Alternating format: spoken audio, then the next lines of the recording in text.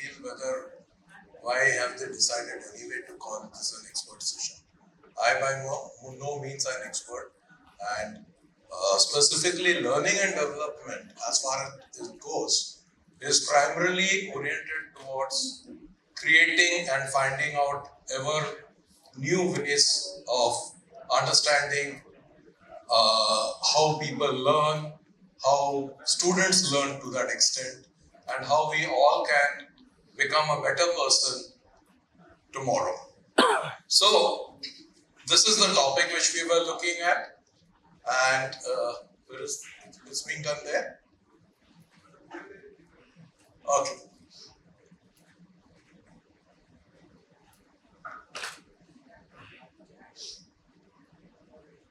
So let me start with a long, oft-quoted statement. Lewis Carroll in famous. And anyway, don't worry. The presentation is there for all of you, right? I'll be uploading it wherever you want, so you can just download it. I want you to focus on me. So, as Lewis Carroll said, that if you want to be in the same place in today's world, you have to run. And if you really want to reach somewhere, you have to run double fast. And that holds true for all of us. I passed out my MBA in 84-86, long way back. And whatever concepts we had studied, till today we are rattling them out, parroting them out, fundamentally because they haven't changed much.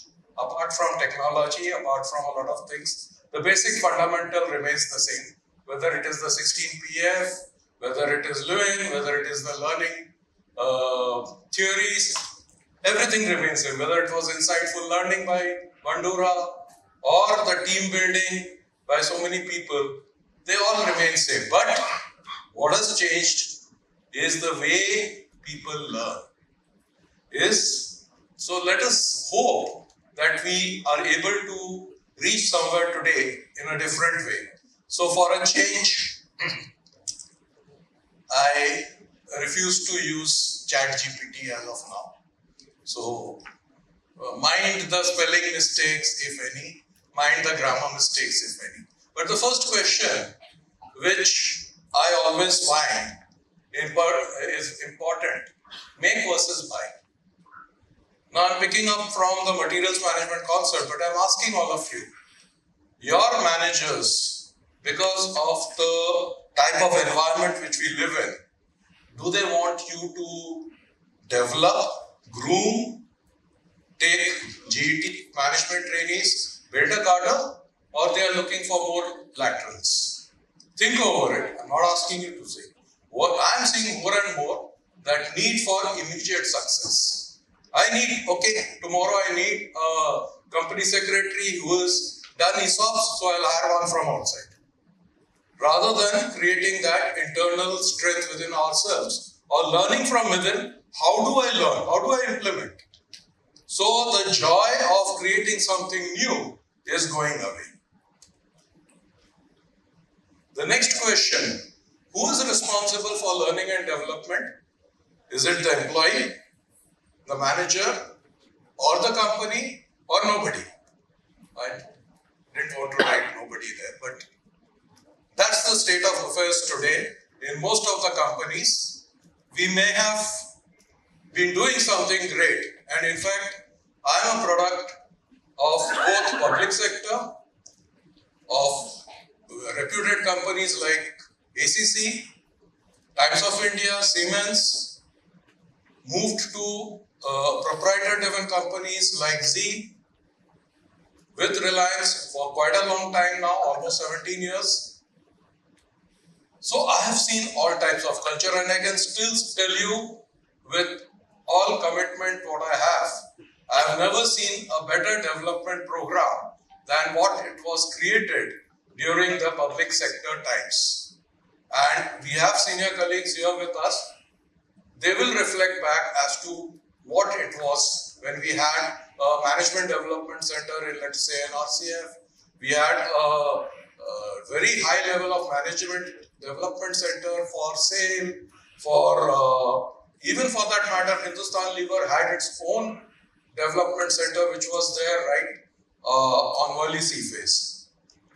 So this is the type of work which has been done in the past, and some of the organizations have done really well, and they have laid the basis on which we have grown.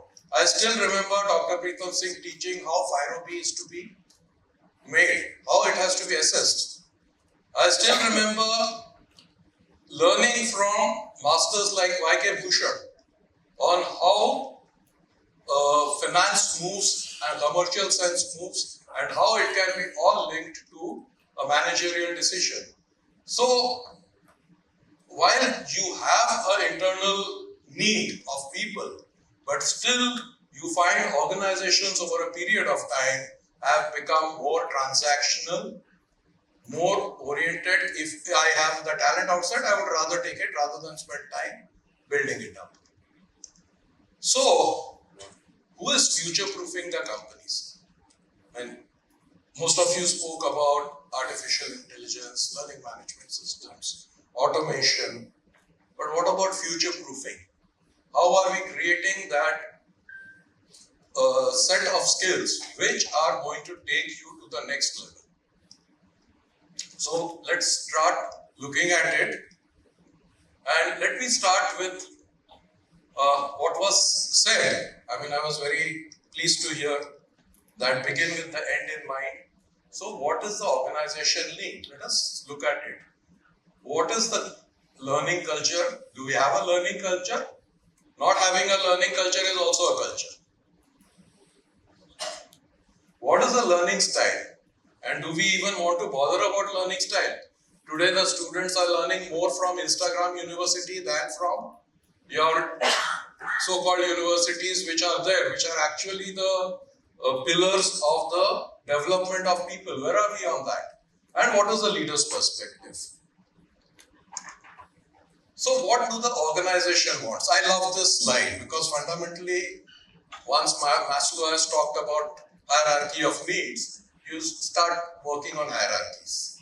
So you have a foundation level, you have an evolution level, you have an impact level.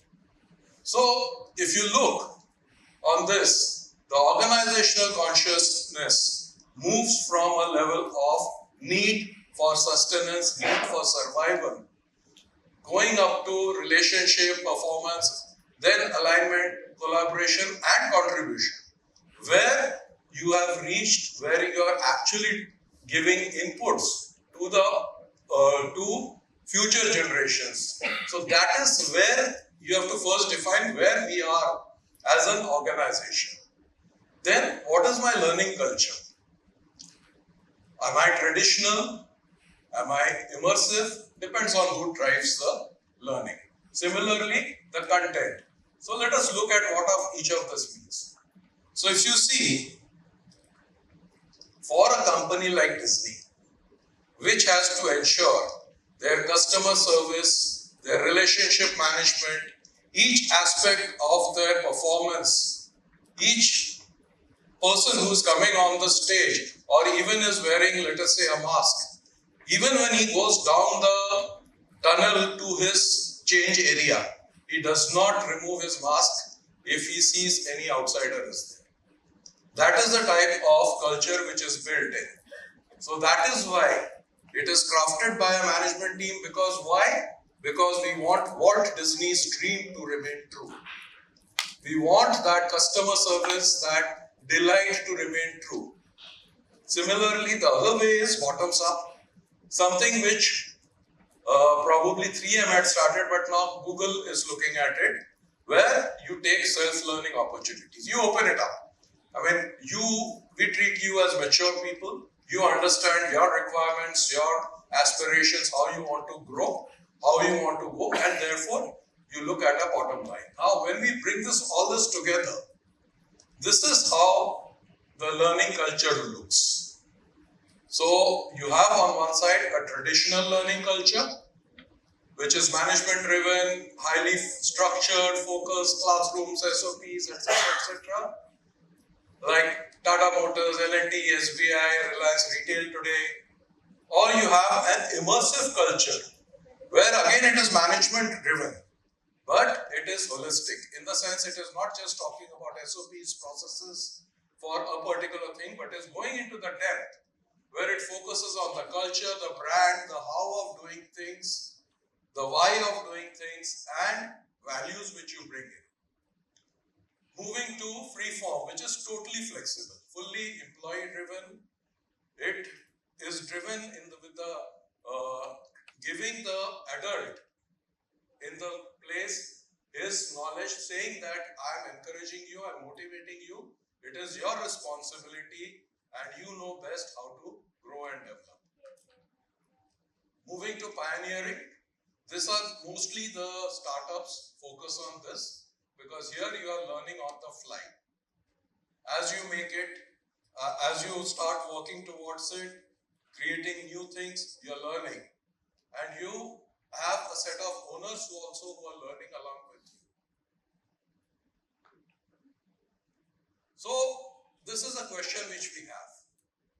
Reflect back, think through what is the type of learning culture you have in your companies from two perspectives. One is what that you have in your mind, what it should be, and what it is.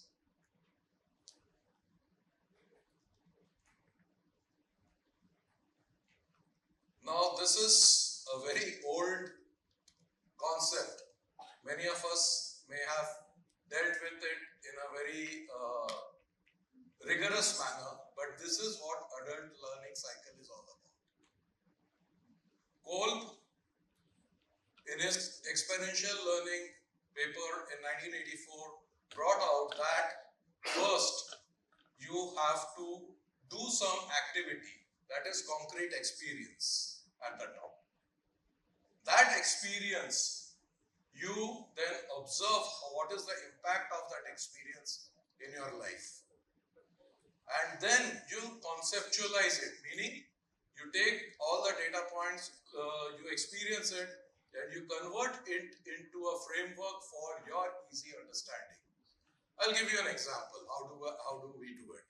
Like for example, our value systems, I want to implement it. Remember, what do? I know the valuing people, ownership, speed, trust, these are critical elements of my values. So I see them in concrete examples. What is that which we are demonstrating to the people? Once we demonstrate that, then we see what is the impact. How have I communicated the values? Have I communicated them through a slide, through a paper, through discussion, through stories? And then I see which has worked better. That helps in this assimilation piece. Once you have assimilated and created a concept, then it becomes embedded in your mind as a learning. Then you move to active experimentation. Is this the only way? Or there are better ways of looking at learning? Now coming to something which is very critical, and I believe ma'am from Somaya would help us in understanding. Is there a change in the way the students have started learning things? Do we have to change our pedagogy to ensure that student learns what is expected of him? So, why does it matter? You have 4 types of learners. These are the types of learners. You could have a visual learner, an auditory, a tactile or kinesthetic, or more a multi-sensory type of learning. And this learning, when I'm saying, is the actual learning on the job. It is not textbook learning. It is not related to something. It could be from a movie you have seen. You see a movie which you like, and those learnings get back to you. You read a book, some learnings come, and then you read about it and get. So, what is that which is your primary source of learning? Because that will drive the pedagogy. Now here, more or less what I'm trying to do is to summarize or raise some important points. When does learning happen? Anybody would like to interact here? When does learning happen? Sorry? When you interpret the information, okay? There's a step further than that interpretation. I'm trying to get to that. Experiences are there, okay? What else? When you start implementing it. Assimilation. Good. When start implementing it. Start implementing it. Good.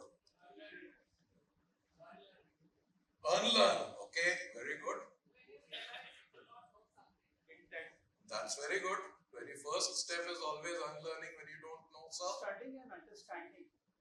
Understanding. Great. Growth change. Sir. Growth. Growth. Change. Okay. Eagerness. I read reams and reams of documents on the new code of wages which has come. How many of you have read the new code of wages? The draft, the full act. Talking about the act. Not the summaries, not the comments. I'm talking about the bare act. Okay. So, you've gone through a lot of document. That is knowing. Learning happens like this, in an instant. Meaning, you have read it, and when it clicks in your mind that this is the way to do it, it becomes your behavior. That is the time when learning happens. Learning is always dependent on how you behave, and whether you have behaved, that determines the learning. So, for people who have studied psychology, we are getting back to operant and classical conditioning. Right? Reinforcement matters. Why?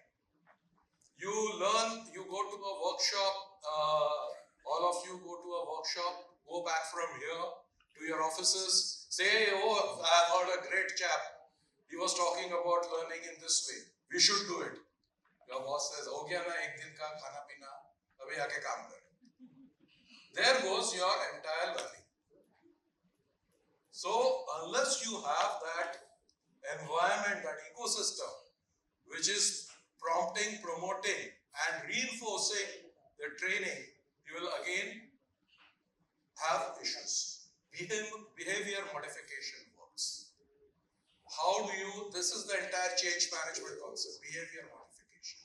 You see an issue, you say that, okay, I am here, I want to go here, there is a gap, and this gap, if I have to work towards, then the principles of creating that internal conflict, saying that I have not been able to do this. Right? How many smokers here? Oh, that's a welcome change. How many people have given up smoking? Oh, that's wonderful. Okay. Why I was saying that is because I smoked for almost around 30 years. Then one day I just gave up smoking. I had people around me smoking, but still, why? Because nothing of learning or anything. It just somehow intrinsically went into my mind that I'm over with smoking. So behavior modification worked. That was my daughter trying her behavior modification on me. Okay, we have spoken about pedagogy. We have here individuals learn differently. So we can't work on an individual way of looking. And learning motivation, of course, matters. So the point is, coming back, self-learning and mass customization. So if you are talking about LMS, if you are talking about any books, any way of teaching, there is requirement of mass customization. Customization of learning at a mass level. So is learning fun? To learning is fun, something which you talked about. Unfortunately, this is the only slide which I took from ChatGPT.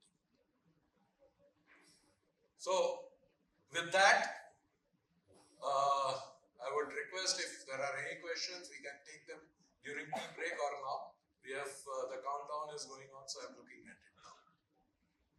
Thank you so much. It was so wonderful. Sorry.